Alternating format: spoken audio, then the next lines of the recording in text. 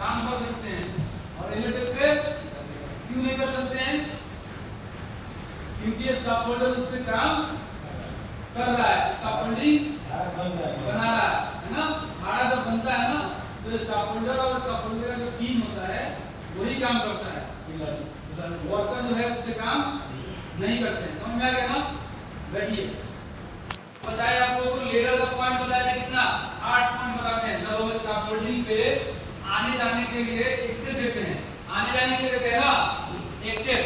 तो हम लेडर में क्या क्या चीजों को चेक करना है।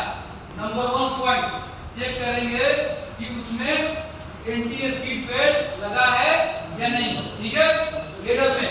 दूसरा चेक करेंगे कि हमारा जो लेडर लगा है वो हमारा 75 डिग्री के एंगल में होना चाहिए। कितना?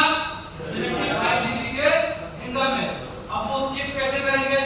चेक ऐसे करेंगे कि हम लेडर को रखेंगे, उसके एंड वाले भाग पे हम पैर रखेंगे और हाथ को स्ट्रेट रखेंगे। तो कैसे पता चल जाएगा ना कि 75 डिग्री के एंगल में है। क्या होता है कि पोजीशनिंग के लिए पोजीशन अपना सही होना चाहिए, ठीक है। उसके बाद हम चेक करेंगे कि हमारा जो लेडर लगा है वो प्रॉपर टाई है कि नहीं है।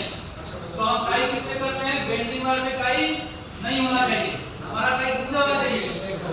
क्लैंप के माध्यम से हमारा लेडर प्रॉपर टाइट होना चाहिए। मैक्सिमम जो लेडर यूज करते हैं 6 मीटर तक यूज कर सकते हैं। कितना? 6 मीटर तक। 6 मीटर से ज्यादा यूज करेंगे वो अलाउ नहीं है। तो हमारा 6 मीटर का जो लेडर रहेगा वो 3 जगह लॉक रहेगा दोनों साइड, ठीक है।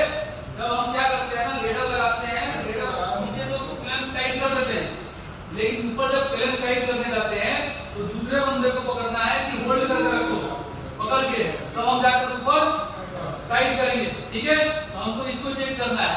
उसके बाद चेक करेंगे कि हमारा जो ड्रम्स लगा हुआ है वो हमारा किसी प्रकार का डैमेज नहीं होना चाहिए, ठीक है, डैमेज नहीं होना चाहिए। उसके बाद चेक करेंगे जो हमारा ड्रम्स है जिस पे पैर रखकर चढ़ते हैं उसका डिस्टेंस सेम होना चाहिए। हमारा स्टैंडर्ड है कि 300 mm एक रंग और दूसरे रंग का डिस्टेंस 300 mm होना चाहिए। तो उसको हम क्या करना है? इंश्योर करना है। उसके बाद हम चेक करेंगे कि जिस वर्किंग प्लेटफॉर्म पे हमें काम करना है, जिस वर्किंग प्लेटफॉर्म पे काम करना है उससे हमारा लेडर 1 मीटर निकला होना चाहिए, है ना। तो 1 मीटर निकलने का ये मतलब है कि आदमी सहारा लेके उस वर्किंग प्लेटफॉर्म पे उतर सकता है ना। सही है ना? जरूरी है ना? या 3 रन आप बोल सकते हो, 3 रन निकला होना चाहिए, ठीक है। उसके बाद हम सब चेक करने के बाद उसमें ये भी ध्यान रखना है जब हम ऊपर चढ़ेंगे तो 1:3 का रेशियो मेंटेन होना चाहिए। अब 1:3 का रेशियो क्या होता है? 2 हाथ 1 पैर, है ना, या 2 पैर तो 1 हाथ उठाएंगे। ये नहीं कि दोनों पैर उठा के दोनों हाथ निकाल के दोनों लेग लगा रहे हैं, है ना। तो 1:3 का रेशियो आपको कभी भी मेंटेन करना है साइड में, ठीक है। तो उसका ध्यान रखना है। उसके बाद हम जब वर्किंग प्लेटफॉर्म पे जाते हैं तो हमको ये भी चेक करना है कि हमारा जो प्लेटफॉर्म है, जो हम प्लेटफॉर्म यूज करते हैं, आपको हम बताया ना पहले भी, तो उसका लेंथ मैक्सिमम हमारा 2100 mm होना चाहिए। कितना? 2100 mm। उससे ज्यादा लेंथ यूज नहीं करते हैं। समझ में आ रहा है ना? जो उसका जो चौड़ाई होता है, जो वर्किंग प्लेटफॉर्म का चौड़ाई कितना होना चाहिए? 280 mm। बताया ना? 280 mm चौड़ाई उसका होना चाहिए। उसका मोटाई थिकनेस, उसका थिकनेस कितना होना चाहिए? 38 mm। कम से कम 38 mm का थिकनेस होना चाहिए, ठीक है। सिंगल जाली का प्रयोग कभी नहीं करना है। सिंगल जाली जो यूज करते हैं ना काम करने के लिए, सिंगल जाली का प्रयोग नहीं करना है। डबल जाली लगा होना चाहिए, मतलब किसी प्रकार का गैप ना हो, ठीक है। उसके बाद हम चेक करेंगे कि किसी प्रकार का स्लिपरी सरफेस, हमारा जो वर्किंग प्लेटफॉर्म है वो किसी प्रकार का स्लिपरी सरफेस ना हो। उसके बाद चेक करेंगे उसी में कि हम किसी प्रकार का अनवांटेड मटेरियल रख देते हैं, ठीक है ना। काम करते हैं उसी में छोड़ लगा देते हैं, कोई सीट छोड़ देते हैं, हाई विंड आया, हवा तेज बहा तो क्या करेगा?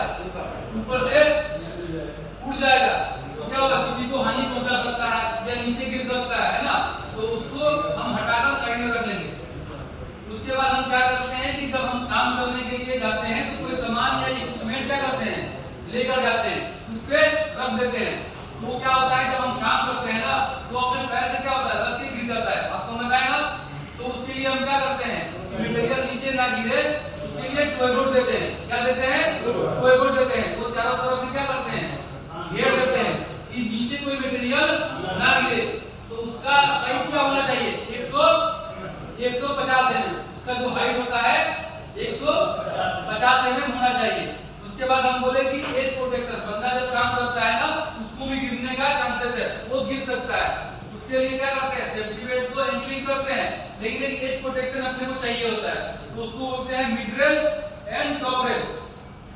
दो साइड में आपको ये भी इंश्योर करना है कि जब हाइट पे आप चढ़े तो आपका रेलिंग सिस्टम प्रॉपर होना चाहिए। तो एक मिड रेल देते हैं कितना पे, 500 पे, है ना। 500 mm पे हमारा एक मिड रेल, यानी कि ये घुटना है ना इस पे 500 mm आता है, तो ये हमारा होना चाहिए। एक देते हैं टॉप रेल, टॉप रेल यानी कमर के आसपास, तो वो हमारा टॉप रेल लगा होना चाहिए, ठीक है। तो इसको क्या करना है, इंश्योर करना है, देखना है या नहीं है, ठीक है। आपको स्टार्टिंग में बता दिया कि स्कैफोल्डिंग कैसे खड़ा करते हैं, अभी हमने लेडर से लेके वर्किंग प्लेटफॉर्म तक बता दिया क्या क्या चीजों को चेक करना है, ठीक है। कभी भी एंकरिंग सेफ्टी बेल्ट करते हैं तो कंधे से ऊपर करते हैं, है ना। मजबूत कुछ स्ट्रक्चर होना चाहिए या लाइफ लाइन होना चाहिए। लाइफ लाइन के बारे में आपको बताया कि हमारा बेंडिंग वायर से नहीं लॉक होना चाहिए, दोनों एंड भाग करते हैं, तो हमारा क्यू क्लैंप होना चाहिए। क्यू क्लैंप से हम क्या करते हैं, उसको लॉक करते हैं, वो प्रॉपर हमारा लॉक होना चाहिए। हम ये कोई भी होता है ना कि कम mm का, जैसे हम लोग बोलते हैं 8 mm या 10 mm, है ना, ये 6 mm का वायर क्या करते हैं, लाइफ लाइन